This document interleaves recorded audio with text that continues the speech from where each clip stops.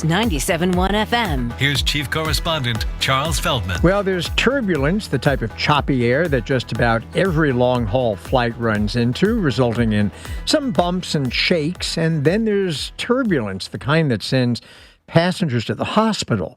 That was unfortunately the experience of a Singapore Airlines flight last night. Extreme turbulence, 31 people on board injured to the point of having to be hospitalized. One passenger ended up dying, apparently of a heart attack.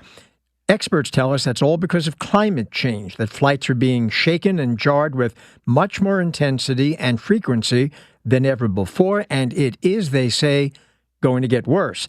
Laura Einstetler is a veteran commercial airline pilot with over 30 years' experience.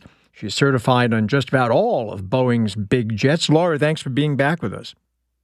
Thank you for having me. It's good to be here. So what do you tell passengers when you hit clear air turbulence, which, as you know, is the kind that really is difficult, if not impossible, to predict? I would say that, with the technology that we have nowadays that allows us to actually find, even in more detail, those areas of convective activity or different air currents or different air pressures, that has actually really saved probably tens of thousands of people from turbulence injuries. So we do our best to route around any areas that we may be aware of course. Well, and that's the problem, isn't it? I mean, there's the turbulence that's associated with thunderstorms, that sort of thing, that you can easily see on radar or with your own eyes.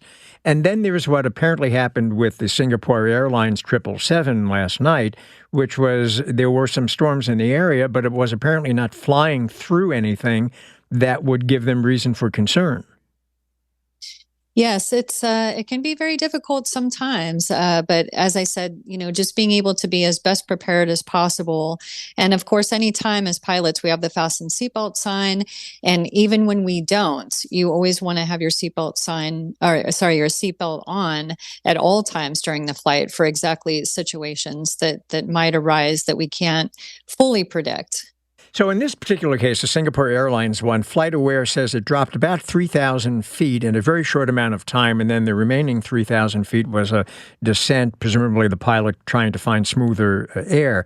Is that kind of drop concerning, or should it be concerning, to passengers who, and you know what they're worried about? They are worried that the plane's going to fall apart. Is it? Right.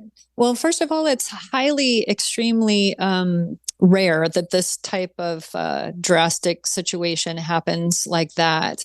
And, what I can say is the Boeing 777 and some of the large Boeing jets, as you had mentioned, that the amazing thing is like how strong these aircraft are to be able to withstand a situation like this. The aircraft itself, stayed intact. They were able to safely land and get everyone off to the hospital and on their way.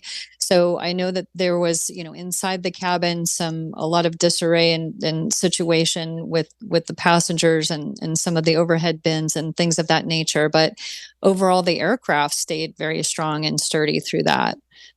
All right. Laura Einstetler, as always, nice to have you, active commercial airline pilot. Thank you, Charles.